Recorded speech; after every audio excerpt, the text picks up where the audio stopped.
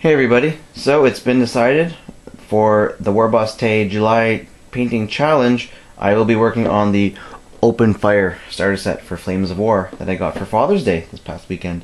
I figured that, you know what, instead of sitting on my shelf, I would show my wife that I appreciate her gift, which she bought, knowing that I wanted it. She got it off the shelf at the store. We took a trip. She bought it. She was so, into buying it for me, and I really appreciate that. So, to thank her, I'm going to work on this, get it done as soon as possible. And again, even if I never play Flames of War after trying it out through this starter set, at least I've put the effort into her gift. So awesome. Anyway, I'm excited about this challenge. I always challenge myself here and there, and I still have the Ogre Kingdoms army to finish up, but I've gotten well into that project, way further than any other mass painting project that I've ever tried. So that's the way to go for me, I believe.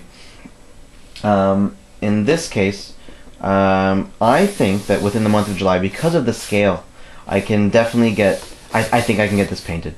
All the contents. That's 73 German infantry, 32 American infantry, 8 American British tanks actually, 3 German assault guns, and then the two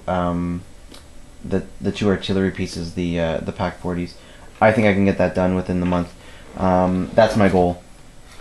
Hopefully the scale is going to work with me. If I had to do that in 28 mil, no, I would definitely not be able to do that. But I can do that in this scale.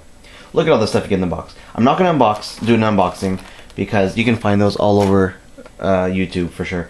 I am going to take out a few things that I just want to point out. Number one, the color-coded dice. I love color-coded dice. They're not my favorite shape and size, and the pips are a little big. The dice that I like, that I prefer, I don't even know where I got them, but they're these square, a lot more squared off dice. I like the size. I guess there might be. Oh, actually, they're a similar size. Never mind. But they're squared, and I guess the pips just look really big on these ones. But they're color coded. I would love to get a second set of these for this game, for bolt action, for whatever. I just love color coding dice, and it doesn't have to have a special design on it for like the 6 or the 1. It's just green and gray, and it totally makes sense. Come back to the bases. Oh, this. Wowza. You know what? I like mini rulebooks. This is not a mini rulebook. This is a medium-sized rulebook. It's got all the high quality that the Battlefront puts into their rulebooks and all their booklets. Look at the pictures. Look at that. Great artwork. Great pictures and diagrams to help you learn the rules, and it seems easy to navigate. I really like it so far, and I haven't even gone through it really. I've just flipped through it like I just did. 293, 4, 5, 6 pages. Holy, 296 pages all there. And my Warhammer mini rulebook has totally fallen apart. I heard that the binding on this one isn't that great either, but I'm okay with it. Look at this. Look at the quality. Hopefully, it won't fall apart as soon as my Warhammer one did. Yeesh, that one was crazy. Anyway, so my goal, of course, is to paint everything. What I think I'm going to do is on these sprues, I'm going to keep the models on the sprues. I'm going to prime them on the sprues. I'm going to paint them on the sprues, and see how that goes. Actually, you know what? I'll do one sprue like that. I'm going to take all the little bits off their heads, all these little what are these called? Vents, I think they're called. I'm going to clip the sides here, and just so the guys are like this, freestanding. I'm going to clean them up as much as I can on the sprue. Then I'm going to prime them, spray prime them, make it easy. You know what? Instead of despraying them and sticking them on popsicle sticks and then doing it like that, I'm going to try it on here. If it works, beautiful, I'll do it with the other one. If not, I'll find a different way. Battlefront suggests you take each individual figure and paint them individually.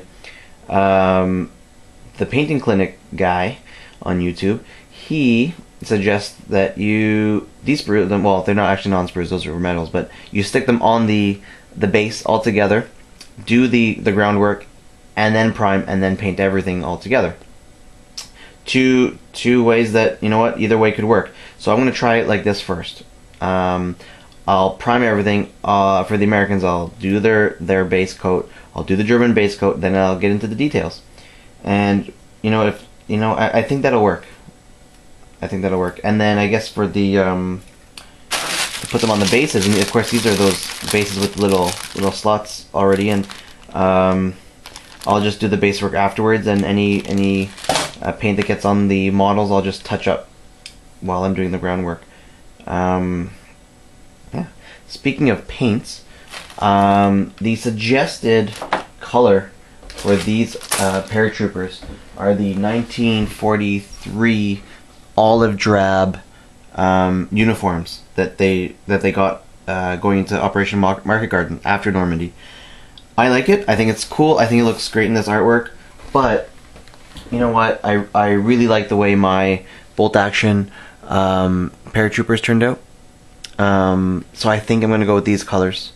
I already know what colors go into these guys, so it's going to be really easy. They're actually in my little paint tray thing separated already because I used them pretty recently.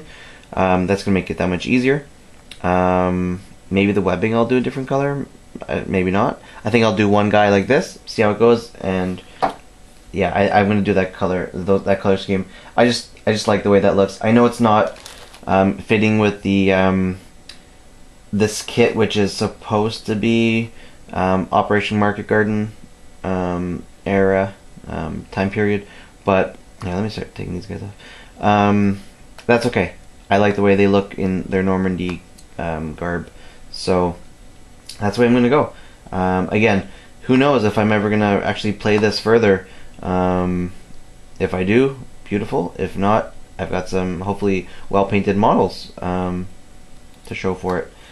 I think that's it. Thank you, WarbossTae, for doing this challenge again. All you do is say, "Here's a challenge," and everyone jumps to it, and that's great. It really pushes people, and someone like me, I really appreciate someone out there just saying, "Hey, get to work," and I'll say, "Okay, fine," and hopefully I can follow along and complete this challenge.